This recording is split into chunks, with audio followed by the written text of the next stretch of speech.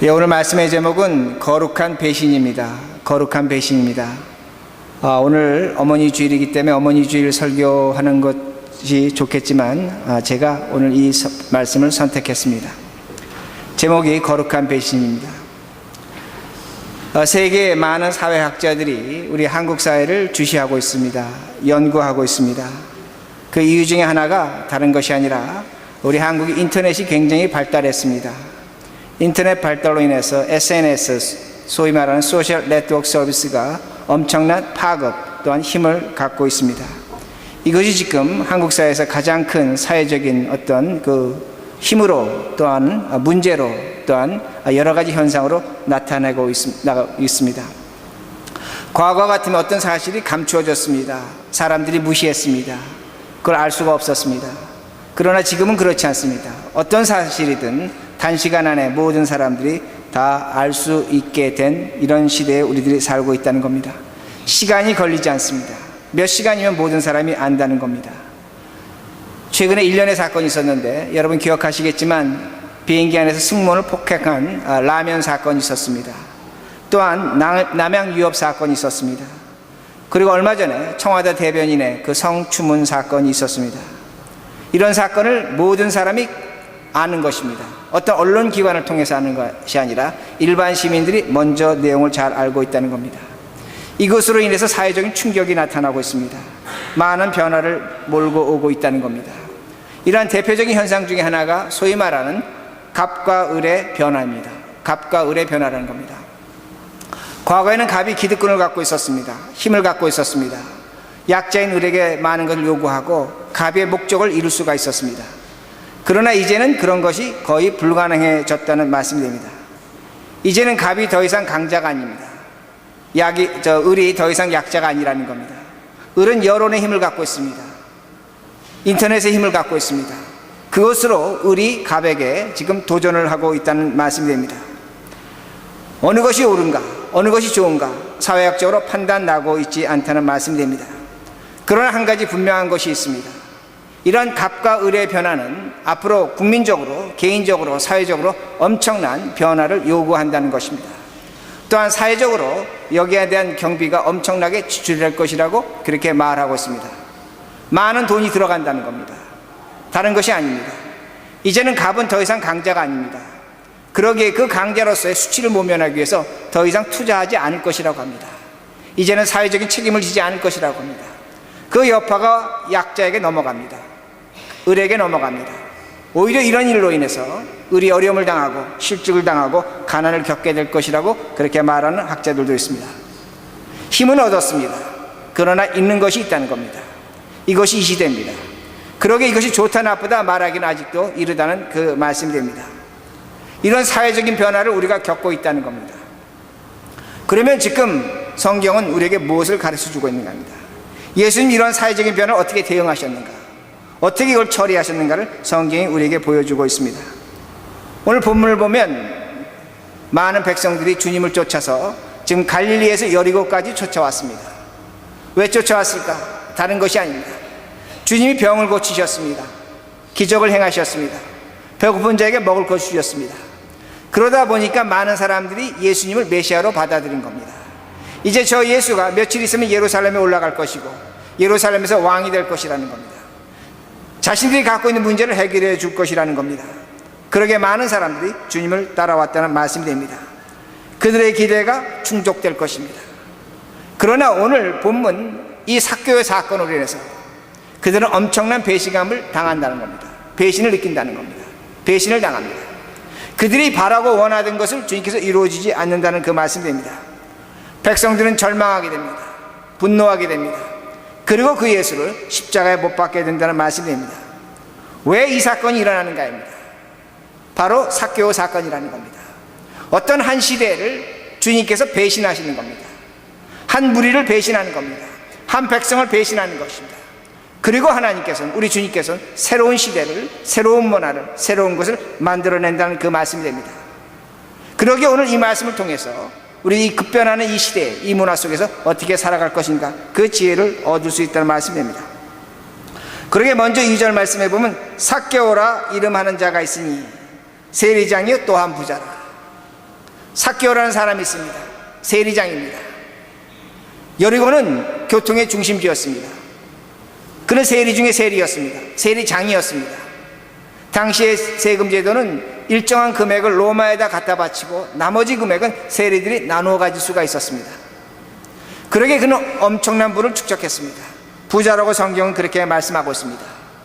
그러게 백성들의 입장에서 보면 삭개오는 처벌의 대상입니다. 원망의 대상입니다. 자신들 착취하는 사람입니다. 앞잡이입니다.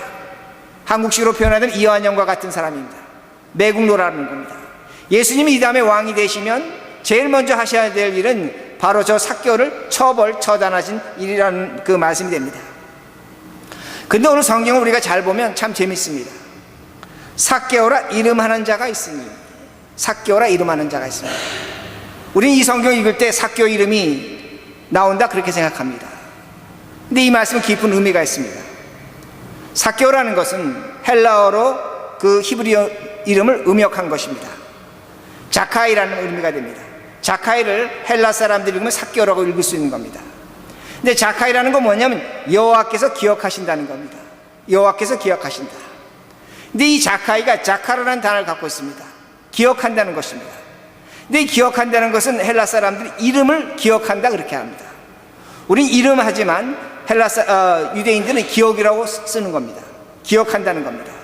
그러므로 제가 이 삭개오라는 이름은 두 가지 이름으로 해석할 수 있습니다. 한 가지는 여호와께서 기억하신다도 되지만 동시적으로 이름이라는 것으로 그렇게 성경을 해석할 수 있다는 겁니다.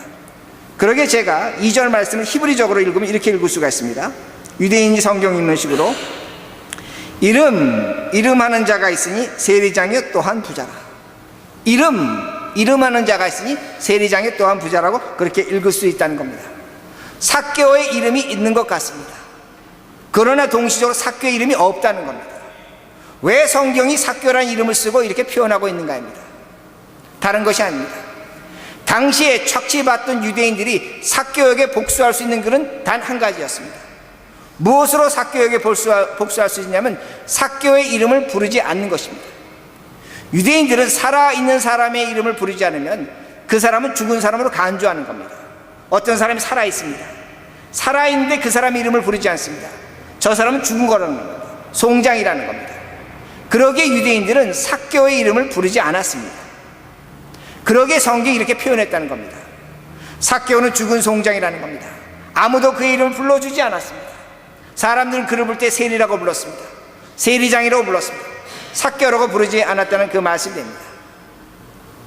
사람의 행복이 무엇인가 생각해 볼 필요가 있습니다. 사람의 행복은 아주 짧은 순간에 찾아옵니다.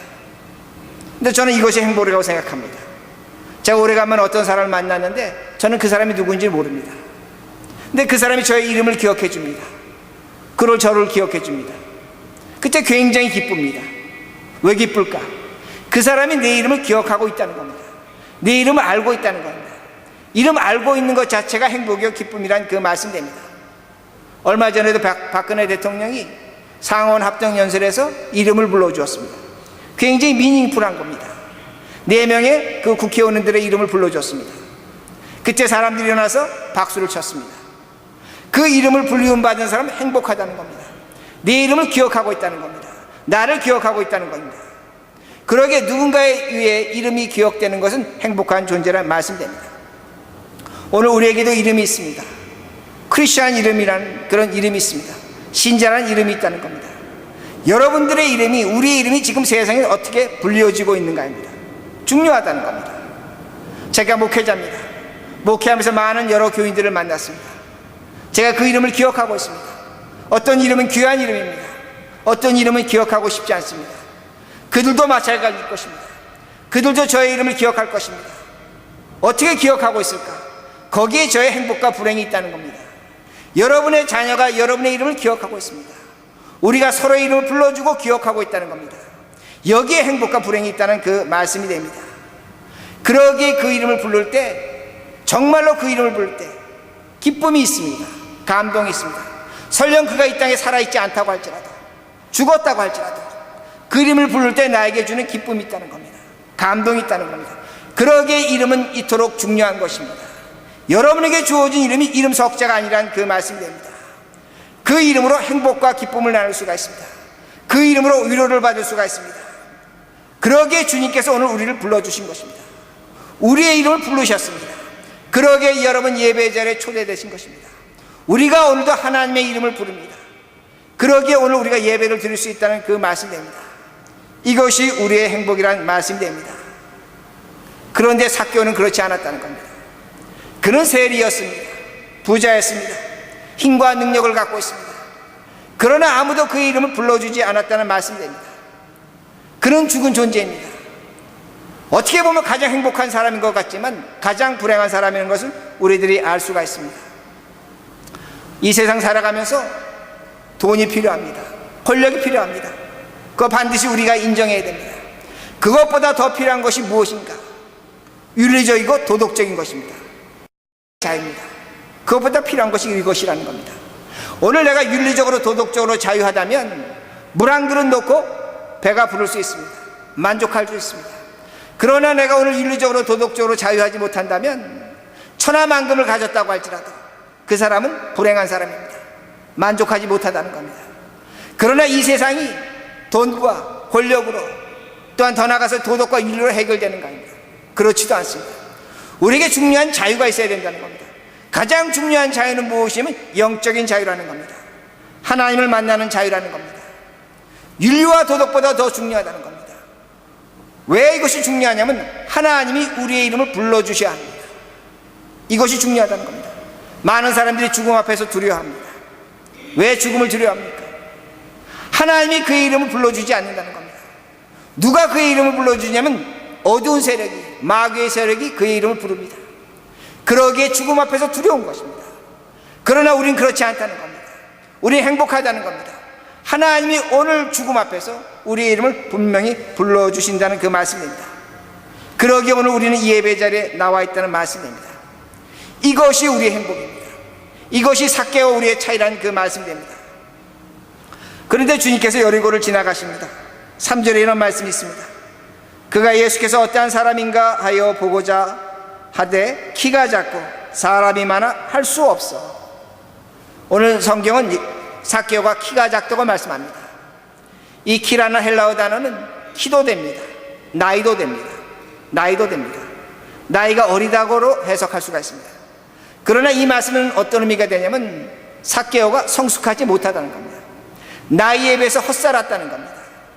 그는 인생 헛살았다는 겁니다. 나이를 거저먹었다는 겁니다. 나이값 하지 못한다는 겁니다.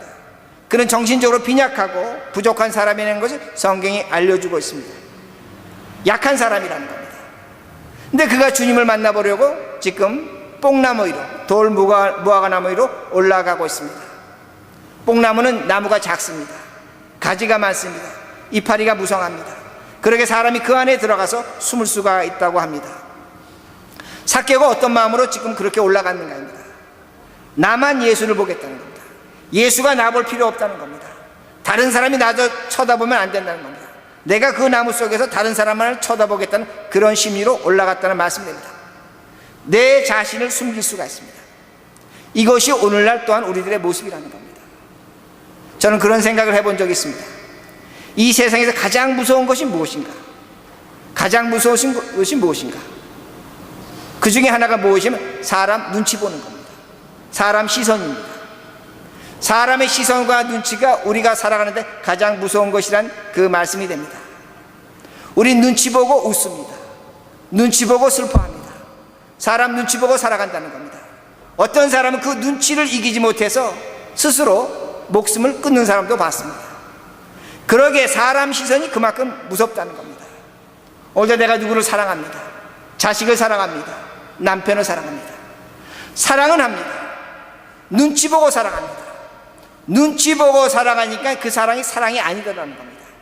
짐이 된다는 겁니다. 고통이 된다는 겁니다. 오늘 우리의 사랑이 이런 사랑이 있다는 겁니다. 자식을 사랑합니다. 남편을 사랑합니다. 교회를 사랑합니다. 누구를 사랑합니다. 눈치 보며 사랑하고 있다는 겁니다. 진정한 사랑이 아니라 오늘 이 사랑으로 고통당하고 있는 우리의 모습이란 그 말씀입니다. 근데 이러한 사랑이 하나님 사랑하는데도 그대로 나타납니다. 오늘도 우리들이 하나님을 사랑한다고 합니다. 하나님의 모든 것을 의식합니다. 하나님을 의식합니다. 하나님 벌 주신 하나님, 하나님 오늘도 나를 책망하신 하나님.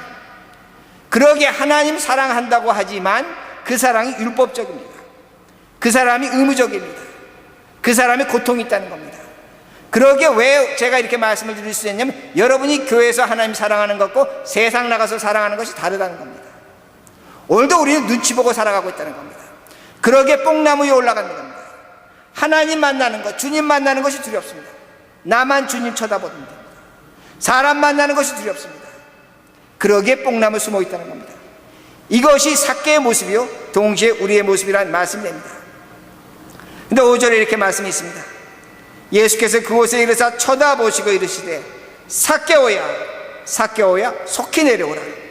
내가 오늘 내 집에 유하여야겠다 하시니. 주님께서 누구의 이름 불러주십니까? 삭개오의 이름을 불러주신다는 그 말씀이 됩니다. 이름을 불러주십니다. 유대인들은 이름에 이런 것이 있습니다. 내가 누군가의 이름을 불러주면 그것은 내 것이 됩니다. 다시 말씀드립니다. 내가 누군가의 이름을 불러주면 그것은 내 것이라는 의미가 있습니다. 그러기에 유대인들은 하나님의 이름을 부르지 못합니다. 왜? 하나님이 내 것이 되니까. 아버지는 아들의 이름을 부를 수가 있습니다. 그러나 아들은 아버지의 이름을 부르지 못합니다. 상전은 하인의 이름을 부릅니다. 그러나 하인은 상전의 이름을 부르지 못한다는 겁니다. 근데 주님께서 지금 삭개오야 하고 부르셨습니다. 무슨 의미가 됩니까? 삭개오가 주님의 것이라는 겁니다. 주님께서 삭개오의 이름을 찾아주셨습니다. 삭개오의 이름을 불러주셨다는 말씀입니다. 삭개오는 누구도 그 이름을 부르지 않았습니다. 산송장으로 여겼습니다.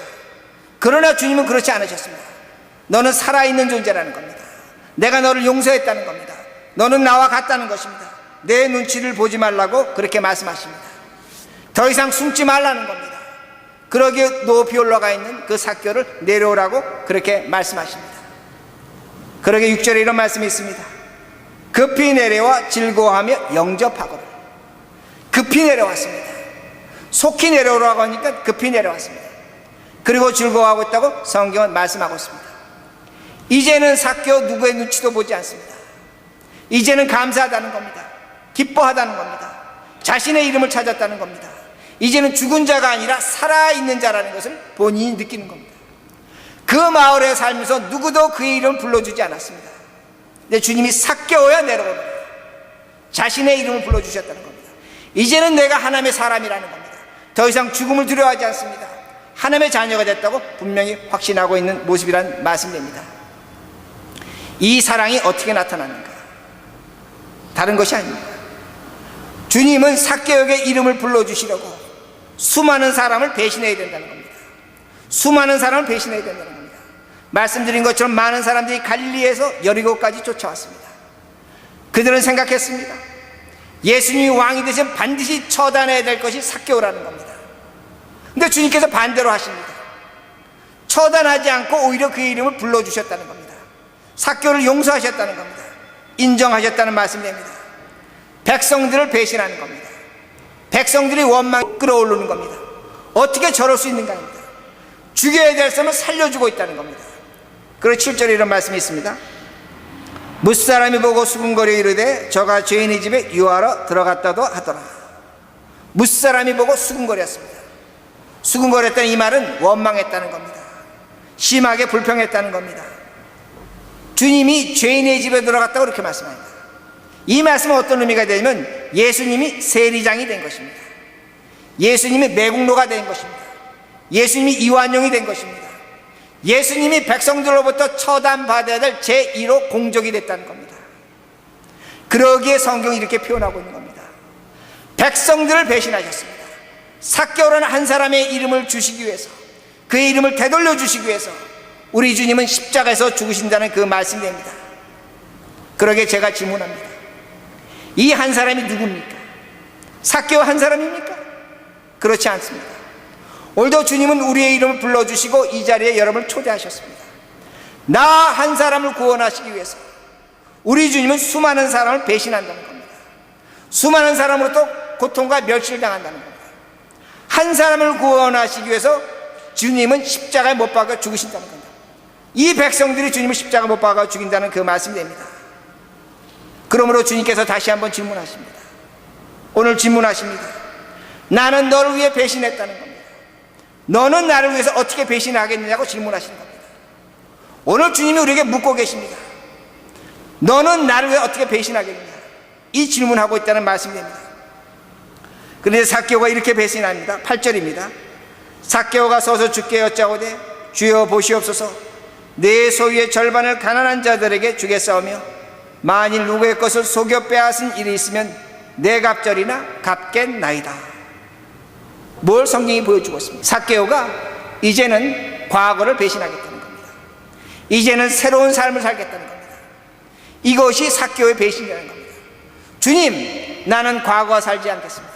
내 과거를 배신하겠습니다. 그리고 새 삶을 살겠노라고 그렇게 말씀하고 있습니다.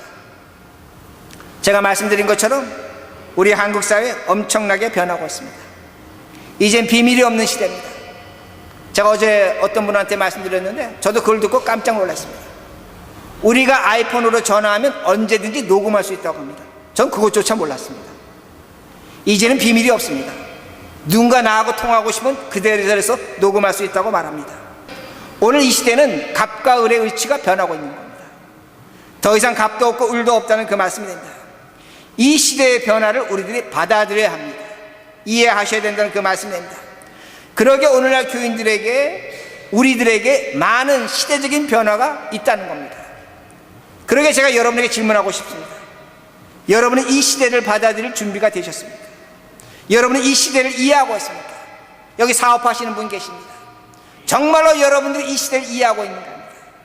이 시대를 받아들일 준비가 되어 있는가, 그 말씀이 됩니다. 오늘날 사회학자들이 이 시대를 이렇게 정의합니다. 테크노폴리티션이라고 말합니다. 테크노폴리탄이라고 말합니다. 테크노폴리탄이라는 건 무엇이냐면 이 시대는 과학이 지배하는 겁니다. 기술이 지배하는 겁니다. 인간의 감성이 지배하는 겁니다.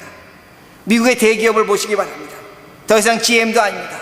포드도 아닙니다. GAD도 아닙니다. 어떤 회사냐면 구글입니다. 애플입니다. 마이크로소프트입니다. 오늘날 이 회사들은 어떻게 우리를 지배하고 있냐면 우리의 시간 속에 들어와 있습니다. 우리의 삶 속에 깊이 들어와 있습니다. 셀룰라폰입니다. 컴퓨터입니다. 인터넷입니다. 오늘날 우리가 얼마나 많은 시간을 지금 전화하고 있습니까? 얼마나 많은 시간을 인터넷에 소비하고 있습니까? 얼마나 많은 시간을 우리가 지금 이런 회사들에게 쓰고 있는가 합니다. 이 회사들의 특징이 있습니다. 이 회사들은 어떤 회사냐면 사회적인 전통과 질서를 파괴시키는 회사입니다. 전통을 중요시 여기지 않는다는 겁니다. 권위와 질서를 도전하는 회사들입니다. 그러게 이 회사에 가면 상급자가 없습니다. 팀으로 일합니다. 옷 입는 것도 자기 마음대로입니다. 음식 먹는 것도 자기 먹고 싶은 대로 먹습니다. 봉급도 상관없습니다. 일 잘하면 더 주고 일 못하면 바로 자릅니다. 전통과 질서, 우리가 갖고 중요시 여기는 전통과 질서를 무시하는 것이 오늘날 미국의 대기업이라는 겁니다. 문제는 뭐냐면 우리 자녀들이 이렇게 살고 있다는 겁니다. 우리 자녀들은 사실적입니다. 현실적입니다. 구체적입니다. 근데 우리는 어떻습니까? 전통적입니다. 권위주의적입니다. 오늘도 우리는 권위를 중요시 생각하고 있다는 겁니다. 질서를 지켜야 된다고 생각합니다. 그러기에 제가 질문하는 겁니다. 여러분이 이 시대에 살 준비가 되어 있는 겁니다. 한 가정에서 우리 부모와 자녀들이 오늘 마더스데이를 맞이하면서 어떻게 지내고 있는가 합니다. 자, 다시 한번 이렇게 말씀드리겠습니다. 오늘이 마더스데이입니다. 어머니들이 365일 중에 364일을 죽도록 고생하셨습니다. 그리고 오늘 하루 위로받는 것입니다. 자식들에게 섭섭한 마음이 있습니다. 여러분이 생각하는 어머니날 우리 자녀들은 그렇게 생각하고 있지 않다는 겁니다. 오늘도 많은 어머니들이, 우리 집사람도 그렇습니다. 어머니날 됐기 때문에 자식들에게 요구하는 것이 있습니다. 그러나 애들은 그렇지 않습니다. 애들이 갖고 있는 어머니의 날하고 우리들이 갖고 있는 어머니 날이 다르다는 겁니다. 진정한 마더스데이는 어떤 마더스데이입니까? 내가 내 자신을 배신하는 겁니다. 어머니가 어머니 자신을 배신해야 되는 겁니다. 364일을 그렇게 사셨습니다. 364일 동안 내가 내 자신 배신하며 살았던 건 그것 때문에 어머니 날이 있는 겁니다. 이 하루 배신하고 싶지 않습니다. 그러나 세상은 요구하는 겁니다. 이 하루마저 배신해야지만 진정한 어머니 날이 된다는 그 말씀이 됩니다. 왜 제가 이렇게 말씀드리냐? 성경이 그걸 가르쳐 줍니다. 우리 주님은 유대교 율법과 전통을 배신하셨습니다. 분명히 들으시기 바랍니다. 유대교 율법과 전통을 배신하셨습니다. 그러기에 유대인들이 예수님을 십자가에 죽으셨습니다. 그러나 그 예수 그리스도로 말미암아 기독교라는 새로운 시대와 문화 속에 나타나는 것입니다. 여러분, 아리마대 요셉을 아십니다. 니고데모를 아십니다. 그 사람들은 바리새인입니다. 그들은 바리새인을 배신했습니다. 그러기에 예수 그리스도의 제자가 되는 겁니다. 여러분, 사도 바울을 아십니다. 사도 바울은 구약의 할례를 배신했습니다. 할례를 배신했습니다. 그러기에 그를 통해서 기독교의 믿음의 초석이 나타난다는 그 말씀입니다. 배신이 있어야 사는 겁니다. 오늘 이 시대에 살아가는 우리들에게 가장 중요한 것이 무엇인가? 내가 내 자신을 배신해야 됩니다. 이것이 살아가는 그 방법이 된다는 말씀입니다. 오늘도 우리들이 세상 나가서 전도합니다. 과거에는 내가 변하지 않고도 전도지 주면 예수 믿었습니다. 이젠 천만의 말씀입니다. 여러분 자신이 배신하지 않고 전도하면 전도되지 않습니다. 내 자신이 배신해야 되는 겁니다. 나의 변화가 있어야 된다는 말씀입니다. 이것이 우리의 미래를 준비하는 것입니다. 이것이 이 시대를 맞이한다는 그 말씀입니다. 그러기에 말씀을 마칩니다. 이 세상 살아가면서 누구 보고 배신하지 말라고 하시기 바랍니다. 세상 보고 배신하지 말라고 하십니다. 자식 보고 사람 보고 하지 마시기 바랍니다. 여러분이 배신하셔야 됩니다. 스스로를 배신해야 됩니다.